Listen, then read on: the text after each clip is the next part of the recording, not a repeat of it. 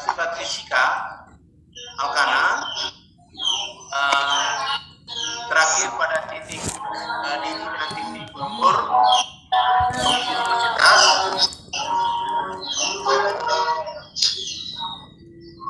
Kemudian pada pertemuan setelah itu juga kita sudah masuk ke sifat kimia ya. Materi terakhir pada sifat kimia tentang halogenasi. Ya, tentang halogenasi sampai di klorinasi, Pak. Sampai di brominasi ya. Ya, Pak, klorinasi, Pak. Klorinasi. Oke.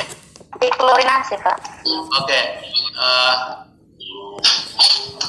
Coba lihat, perhatikan pada materi ini sudah ya. Pada minggu lalu kita diskusi contoh ini.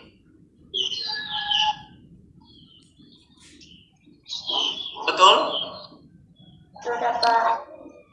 Coba dilihat kembali.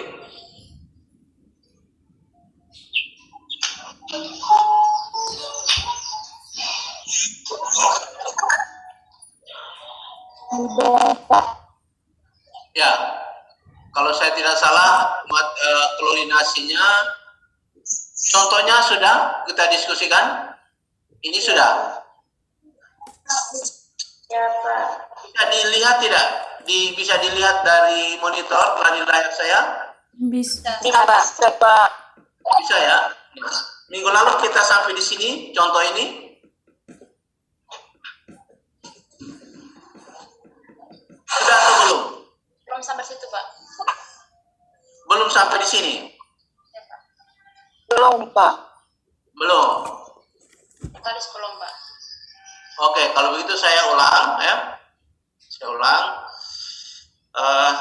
Klorinasi alkana itu merupakan reaksi substitusi atom H, baik H primer, H sekunder ataupun H tersier pada senyawa alkana oleh ion atom klor,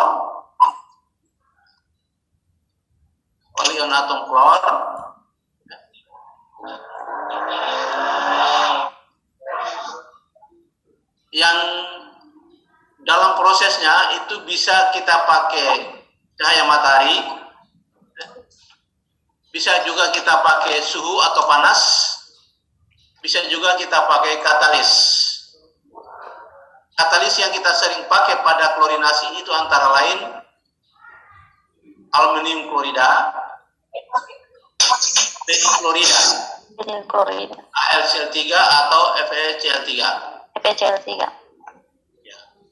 Kemudian banyaknya atom H yang kita substitusi pada alkana itu sangat tergantung pada jumlah ion klor atau jumlah molekul Cl2 yang kita pakai.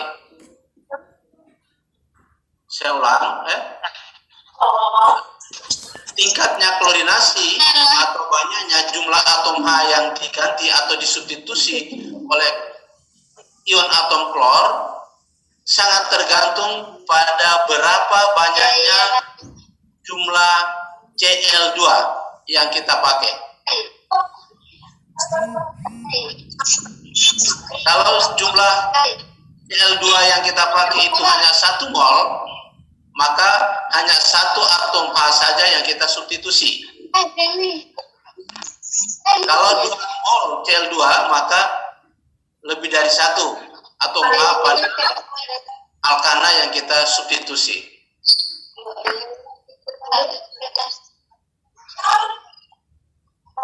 Atom H yang substitusi, atom H pada alkana yang disubstitusi itu bisa H primer, H sekunder, H tersier. Yang paling cepat disubstitusi itu H tersier, kemudian diikuti dengan H sekunder, dan terakhir adalah H primer.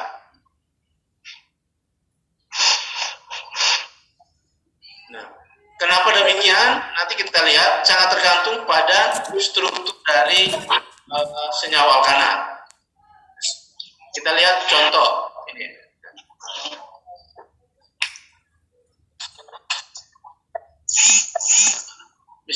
Misalnya klorinasi, klorinasi 2,3,3 trimetil pentana dengan pemanasan pada suhu 425 derajat Celcius. Dan ini strukturnya, ini strukturnya CH3, CH, CH3, C, CH3, CH3, CH2, CH3.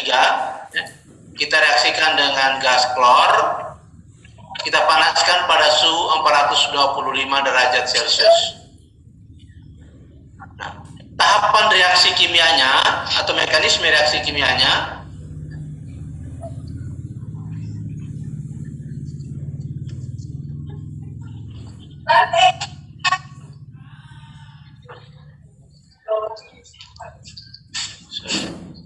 ya, mekanisme reaksi kimianya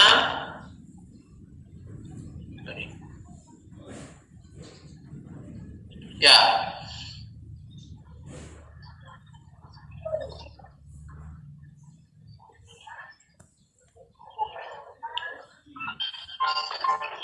yang pertama gas klor dipanaskan terlebih dahulu. Jadi gas klor ini kalau di dalam proses pembuatannya, di dalam prosesnya, gas klor ini ditampung di dalam sebuah wadah tertutup, kemudian dipanaskan pada suhu 425 derajat Celcius. Ketika dipanaskan, gas klor itu akan putus ikatan Cl dengan Cl, sehingga menghasilkan Cl plus dan Cl minus. Ini ada tanda anak panah. Ini mengindikasikan atau memberi makna bahwa ikatan klor dan klor putusnya ke klor bagian kanan dari tulisan ini, sehingga klor yang bagian kanan ini menjadi negatif, sedangkan klor yang kiri itu menjadi positif. Nah, di sini saya menggunakan 2 molekul Cl2 sehingga menghasilkan 2 ion Cl plus ditambah dengan 2 ion Cl minus. Kemudian pada tahap yang kedua, kita masukkan senyawa 2,3,3 trimetil pentana ke dalam wadah yang berisi gas klor tadi. Ketika kita masukkan 2,3,3 trimetil pentana ke dalam wadah, maka pada saat kita masukkan, kita aduk atau kita kocok, itu akan terjadi proses kimia di dalam 2,3,3 trimetil sendiri berinteraksi dengan ion Cl2 plus, ion Cl plus dan ion Cl minus, yang masing-masingnya ada 2 ion tadi.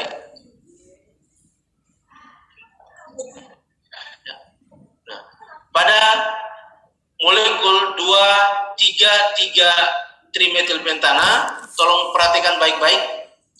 Saya tunjukkan dengan kursor.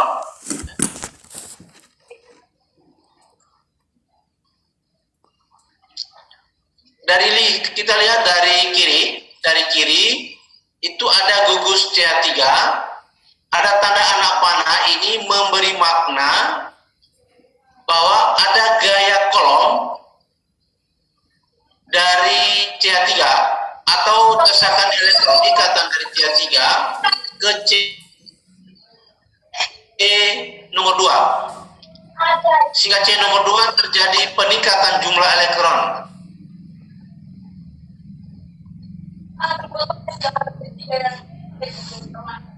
Kemudian juga ada tanda anak panah ini ya. Ini memberi makna bahwa ada gaya kolom dari CH3 cabang metil ke C nomor 2. Sehingga C nomor 2 semakin meningkat, semakin bertambah meningkat jumlah elektronnya.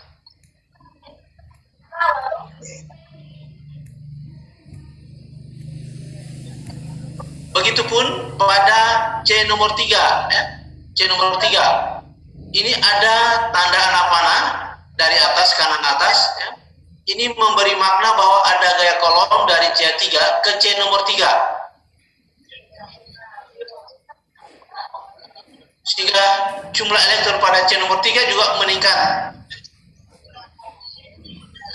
Juga ada tanda anak panah dari metil cabang bawah kanan bawah, ini ada tanda. Ini memberi makna bahwa ada gaya kolom atau desakan elektron ikatan pada CH3 metil ke C nomor 3. Ya, pada C nomor 3 itu terjadi bertambah meningkatnya jumlah elektron ikatan. Kemudian ada tanda anak panah ini dari CH3 metil sebelah kanan ke CH2 atau dari ke C nomor 5 ke C nomor 4 pada CH2 sehingga elektron ikatan pada C nomor 2 juga meningkat. Nah, berarti pada 3 atom C nomor 2, nomor 3, nomor 4 terjadi peningkatan jumlah elektron. Karena terjadi peningkatan jumlah, kalau dilihat dari jumlah elektron pada C nomor peningkatan jumlah elektron pada C nomor 3, 2, 3, 4 yang paling banyak itu ada di C nomor 3 yang paling banyak, sehingga gaya tolak pada C nomor 3, gaya tolak elektron ikatan pada C nomor 3 itu lebih kuat dibandingkan pada C nomor 2.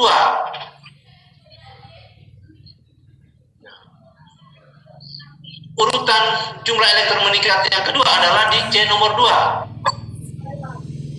Jumlah elektron ikatan pada C nomor 2 juga meningkat. Nah, sehingga gaya tolak elektron ikatan pada C nomor 2 juga besar.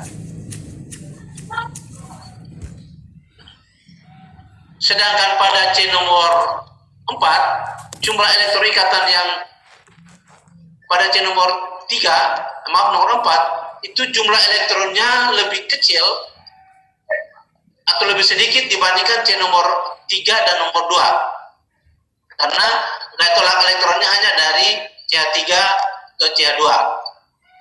Nah, sekarang kita lihat pada C nomor 3, jumlah elektron terbanyak, gaya tolaknya terkuat dibandingkan C nomor 2 dan C nomor 4, tetapi antara C nomor 3 ikatannya itu hanya C dengan C, cabangnya ke atas C, ke kanan C, ke bawah juga berikatan langsung dengan C, ke kiri juga dengan C nomor 2. Nah, antara C dengan C itu tidak ada perbedaan keelektronegatifan. Tidak ada perbedaan keelektronegatifan. Sementara pada C nomor 2 itu selain dia mengikat C dengan C sebelah kiri, C nomor 1 dan juga C cabang ke bawah, antara C dengan C ini tidak ada perbedaan keelektronegatifan dengan C nomor 2. Tetapi C nomor 2 dengan ikatan dengan H ada perbedaan keelektronegatifan, di mana C lebih elektronegatif daripada H, sehingga elektron ikatan CH ini paling tidak stabil dibandingkan dengan ikatan pada C nomor 4, dibandingkan dengan ikatan pada C nomor 3 dan ikatan pada C nomor 4. pada C nomor 4 juga ada ikatan CH. Tetapi gaya tolak elektroikatan pada C nomor 4 lebih kecil dibandingkan pada C nomor 3 dan C nomor 2.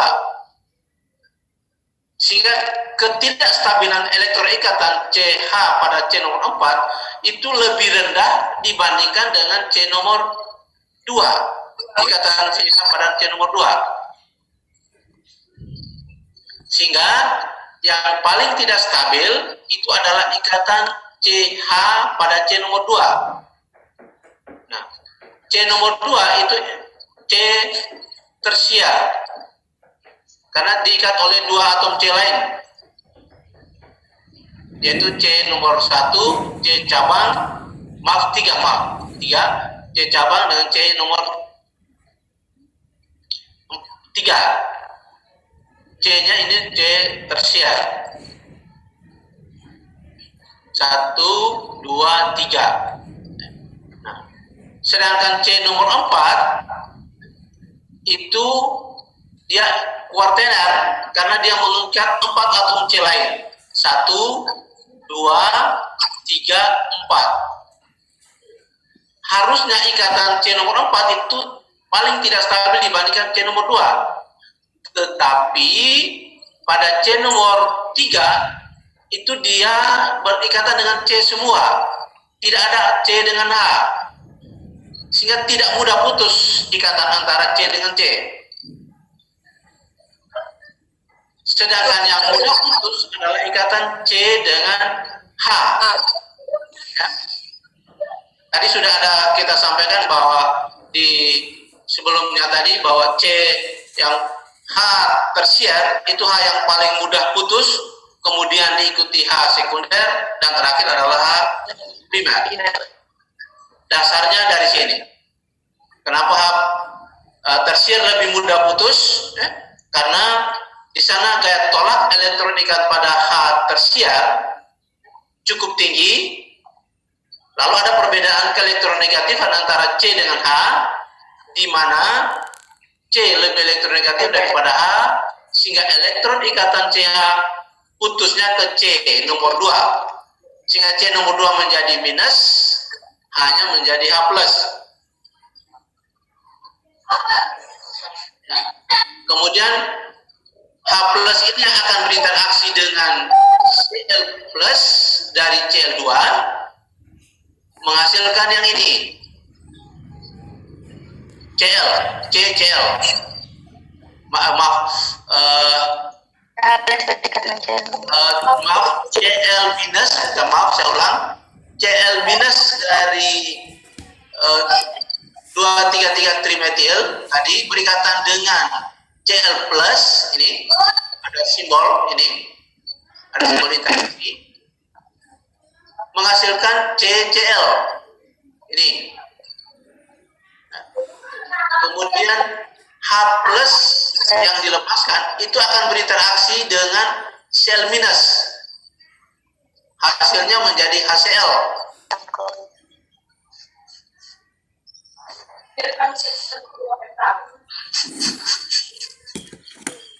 Kemudian berarti H yang pertama putus itu adalah H tersier, H yang terletak pada C tersier. C ini C tersier.